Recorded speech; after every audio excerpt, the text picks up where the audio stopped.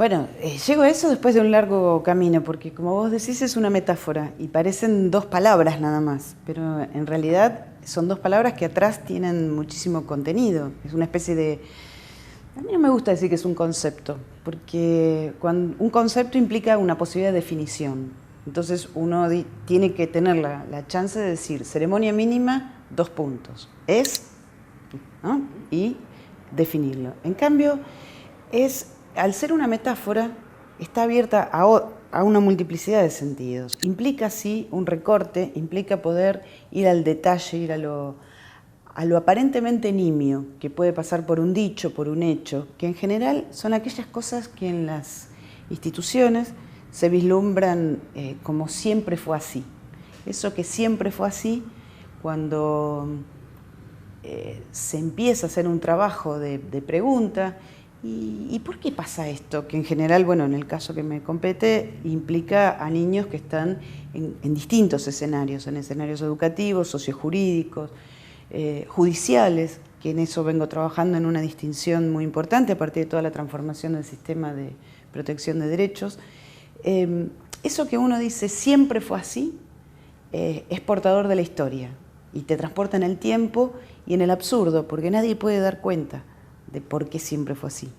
Son esas cosas que se repiten y en esa repetición está también la oportunidad de empezar a hacer algo distinto con lo que se hizo costumbre. Y lo de ceremonia tiene la grandilocuencia de la ceremonia, ¿no? Porque en general cuando uno habla de ceremonia piensa en algo que es grandilocuente. Darle valor al pequeño gesto, al pequeño acto. Por un lado, cuando se habla de ritual, implica que hay un esquema y hay un formato que lo que caracteriza al ritual, por lo que nos ha enseñado la antropología también, ¿no? Es la repetición. ¿Sí? Ese formato se repite, se repite, se repite, aunque varíe el contenido.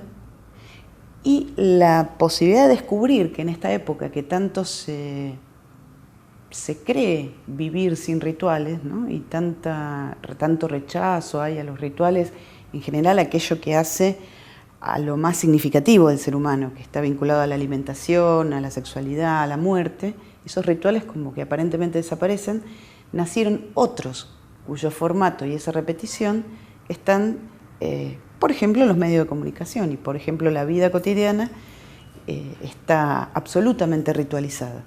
Lo que hace la ceremonia mínima es descubrirlo e interferirlo en la medida en que uno está dispuesto a prestarle atención a ese pequeño gesto, pequeño acto.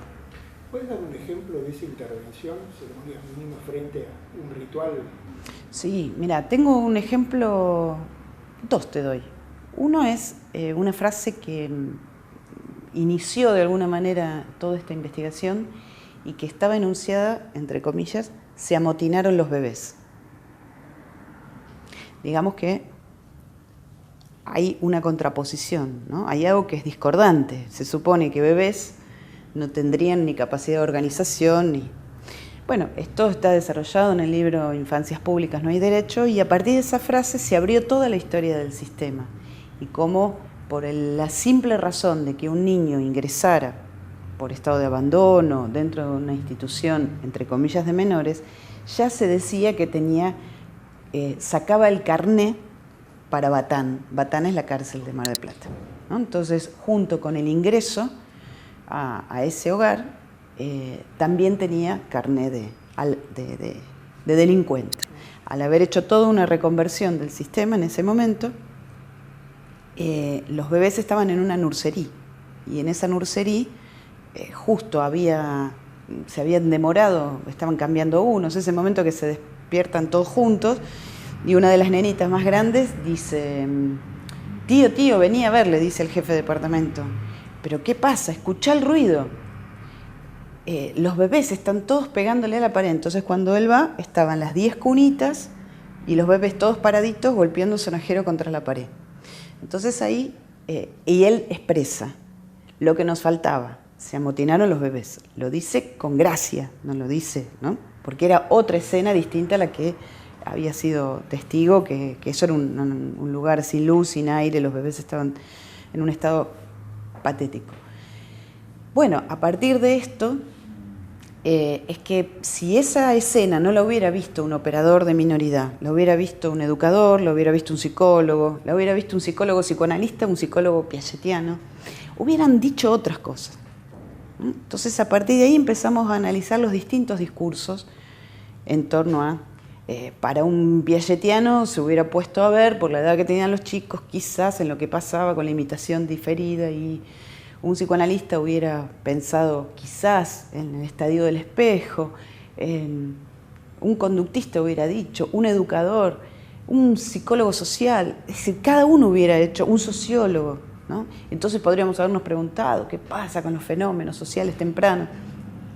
La frase los marca en un circuito determinado que está vinculada con esta otra, que es los chicos de otro hogar no llevaban los cuadernos a la escuela, los cuadernos de comunicaciones, y no llevaban los materiales.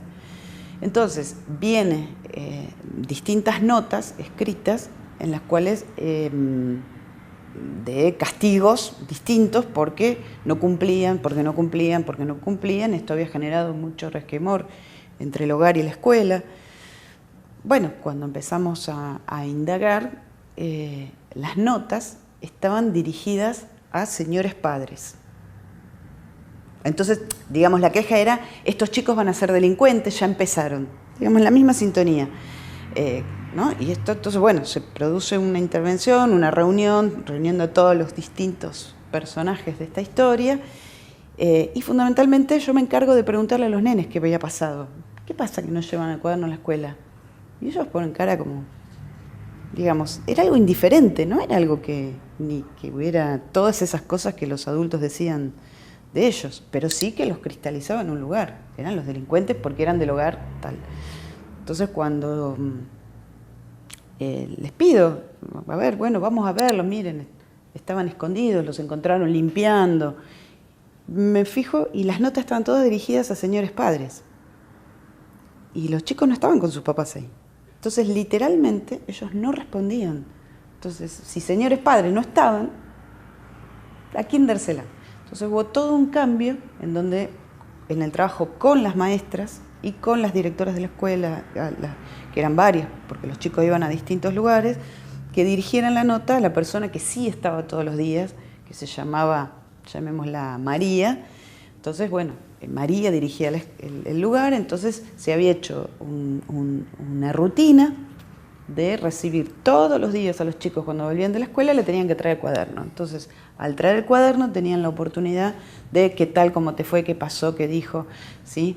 Uy, no, sí, no, porque yo me peleé con fulano, porque las anécdotas escolares que imaginábamos esa escena hogareña en la cual los chicos no hacen una asamblea para contarles a los padres cómo les fue en la escuela. Esto sucede en el auto, cuando los van a buscar, ¿no? Cuando van caminando, cuando están preparando la comida, en la cosa cotidiana, mientras se están bañando. Pero acá esa gente no puede hacerlo porque no es permanente. Entonces, bueno, se le dio un lugar y el vuelco fue instantáneo. Entonces, de ahí lo de ceremonia mínima.